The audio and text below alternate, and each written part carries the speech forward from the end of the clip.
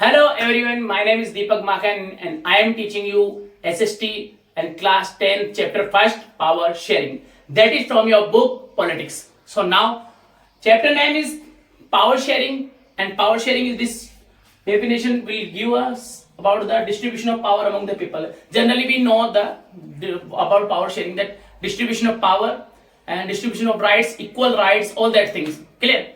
But in this definition, we discuss all about the definition and why we need the power sharing and what is the use of power sharing and where we use the power sharing and how power sharing is useful in politics and in democracy. If we are living in democracy, we should be know that what is power sharing and what is the valuability of power sharing in democracy. So first of all, now that come the definition, we should be read about that distribution of power among the people, among the political parties, among the different institutes, among the different government institutes, among the different social groups, among the different interest group, all that thing. Clear? See, we all know about generally the definition.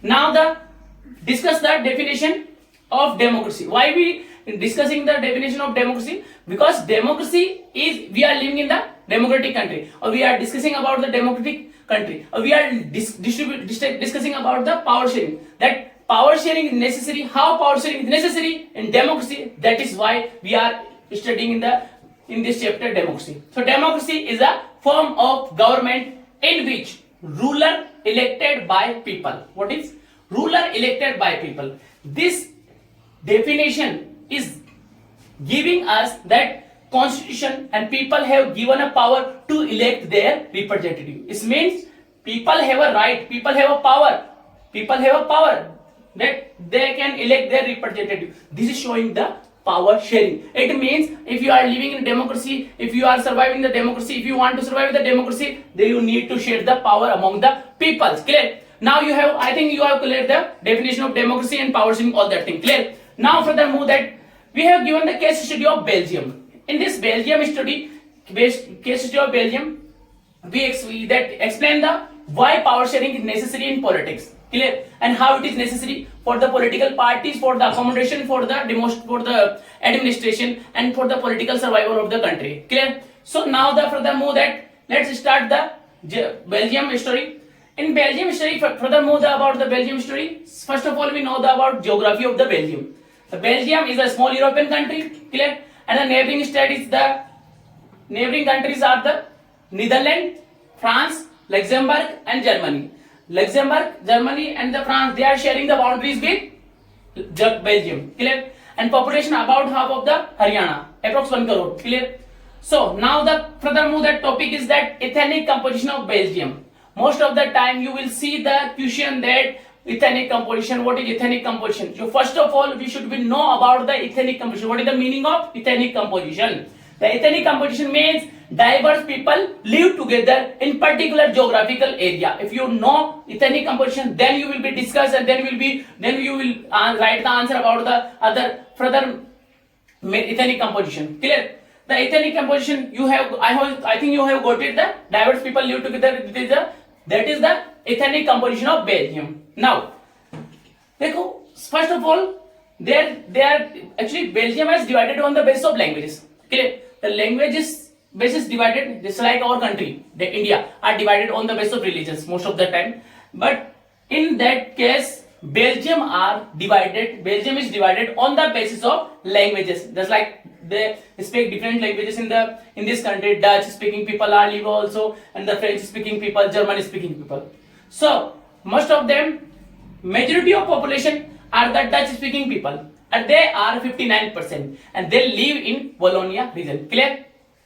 For 59% Dutch speaking Wallonia region, majority community. Clear? Now French is a minority, 40%, and the Flemish region, live in the Flemish region.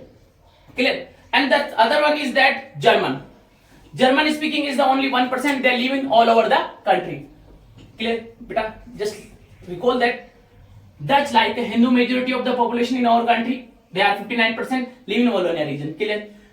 French is the 40%, they live in Flemish region, just like Muslim, second minority of country, second majority of country is the minority. and least minority of country is the German speaking people. They live all over the country. They know any kinds of dispute because you have to survive in the domination of the people, clear, in the domination of majorities. Now the other thing is the capital city is the Brussels. The Brussels is the capital city of the Belgium, and there is the opposite ratio of the population.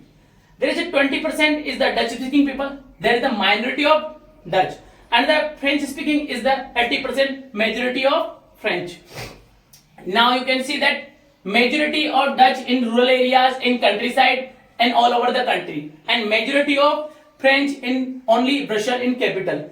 Now this opposite ratio is create the conflict among the people. How? In the decades of 1950 and 60. In the decades of 1950 and 60. Actually, Dutch people think that French people they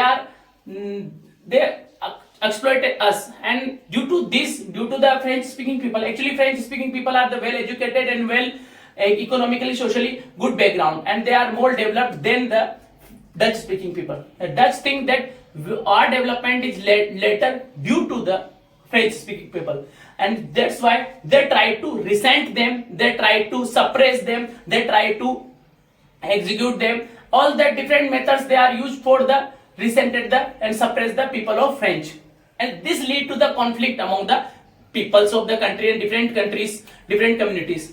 This tension it lead to the in Brussels city actually. Why? When the Dutch speaking try to suppress and resented the French speaking people in countryside, they take the revenge of in the capital city of Brussels. Now French speaking try to suppress the Dutch speaking people, and this led to the conflict among the capital city of the country. In 1950 and 60, this condition become the intense and lead